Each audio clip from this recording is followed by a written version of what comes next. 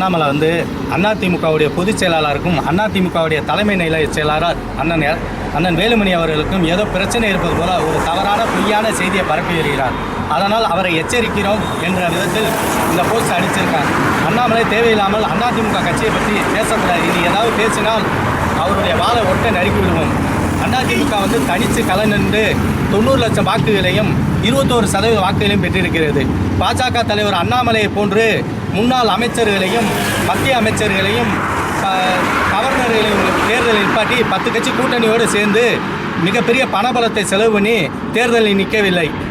தனியாக நின்று அதிமுகவுடைய வாக்கு வங்கியை இன்றைக்கி தமிழ்நாட்டில் மிகப்பெரிய 2வது பெரிய கட்சி என்பதை இந்த தேர்தலை எடுத்துக்காட்டிய புரட்சி தலைவர் அண்ணன் எடப்பாடியார் தலைமையில் அதிமுக சீரோடும் சிறப்போடும் இயங்கிக் கொண்டிருக்கிறது. அண்ணாமலையே, இனிமேல் அதிமுகவை பற்றி பேசாதே, உனக்கு அவ்வளவுதான்.